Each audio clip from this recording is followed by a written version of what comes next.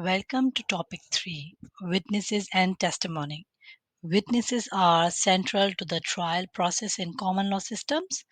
Their oral evidence allows courts to test credibility through oath, cross-examination, and observation of demeanor. In common law systems, oral testimony is highly valued.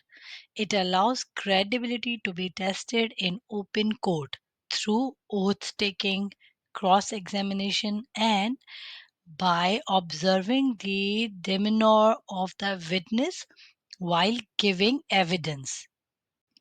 In Butera versus DPP, the court emphasized that oral testimony is preferred to documents because it allows for credibility testing in public.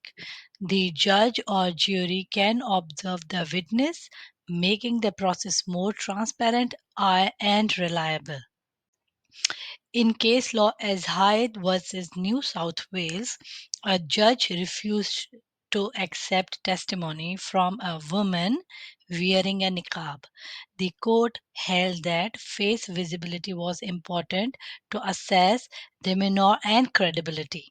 This case shows the tension between fairness in trial and cultural or religious practices.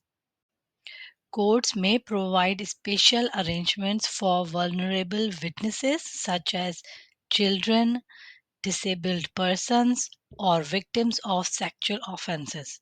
These include having a support person present, allowing the witness to sit, or preventing the accused from personally cross examining them. Section 12 and Section 13 of the Evidence Act set out competence. A person is presumed competent unless shown otherwise and must be able to understand and answer questions. But being competent does not always mean they are compellable to testify. There are exceptions to compellability.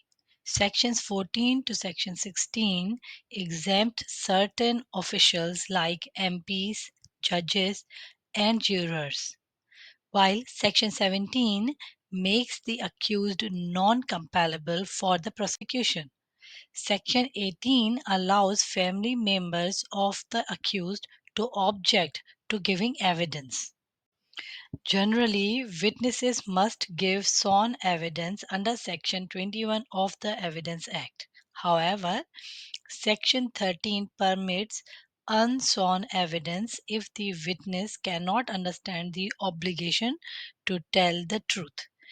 Importantly, sworn and unsworn evidence are treated the same in trials.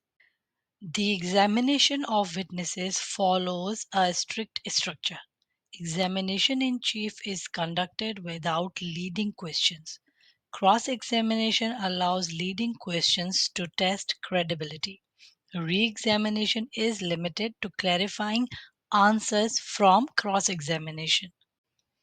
That concludes topic 3, Witnesses and Testimony. We have explored the central role of witnesses, competence and compellability, sworn and unsworn testimony, and the process of examination.